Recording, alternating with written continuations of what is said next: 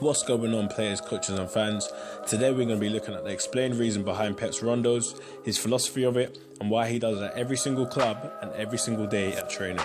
Now, let's not get things confused. Pep is no dummy. Although he does the same drill every single day in training, which is the Rondo, listen, as a manager, he won 14 trophies in the first 4 years of his managerial career, and within 6 seasons, he won 20. So obviously, he knows what he's doing. He's recruiting the right people to do jobs, to get the players to the peak performance they need to be at. But given his philosophy that he grew under Johan Cruyff, alright, the whole passing philosophy, the whole tiki-taka philosophy, he knows what he's doing to the T. And when I say to the T, I mean to the holy grail. He's ingrained a specific philosophy into the players' minds, whether they like it or not. Subconsciously, they're constantly working on it, and I can't wait to show you guys what I'm talking about.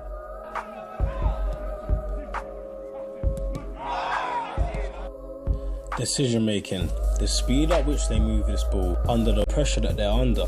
They're forced to make their decisions very quickly and very precisely whilst trying to maintain possession. So let's not just assume that decision making is a direct component of maintaining possession. Well, it's actually expanding your brain motor endurance as well, which is basically your thinking capacity. Which is interesting because sports psychologist Michelle Smith at the University of Technology in Sydney, Australia, studied the effects of mental fatigue on performance and found that the Thai brain affects both mental and physical ability.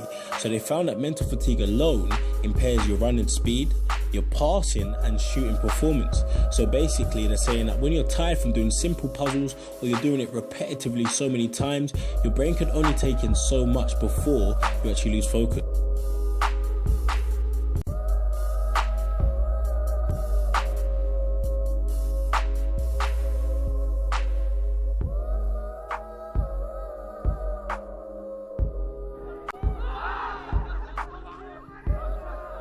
So you're probably thinking to yourself, what is the 10,000 hour rule? Now, it is very complex. I repeat, it is very complex, but I am going to break it down for you. The 10,000 hours concept can be traced back to 1993 paper written by Anders Eckerson. He's a professor at the University of Colorado, alright? It's called the DPITAOEP. Now, to break that down even further for you, it's called the deliberate practice in the acquisition of expert performance. Basically, a group of psychologists in Berlin studied the practice habits of violin students from their childhood right through to their adulthood, alright? So far, so good. So basically, they split them into half. At the age of 8, practice times began to diverge a bit. By the age of 20, the elite performers had an average of about 10,000 hours of practice each, while the less able performers had only done 4,000 hours of practice. So scientists have actually looked at this theory and they've come to the conclusion that you do need to accumulate around 10,000 hours of practice in whatever sector you're in of performance in order for you to become elite within that sector. Now, call me a conspiracy theorist if you may.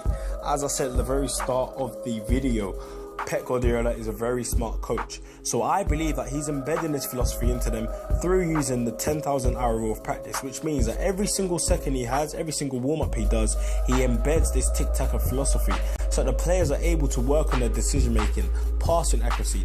They're starting to become experts in the field of passing the ball, maintaining possession, and going into matches and doing it for fun.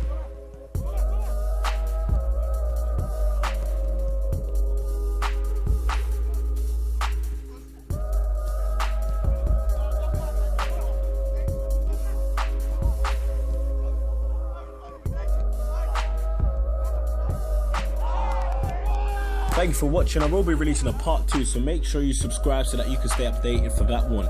I do have more content on my Instagram, that's guru_sobers. However, on YouTube I do have more time to break down the analysis of things. So thanks for watching once again, and look out for the part 2.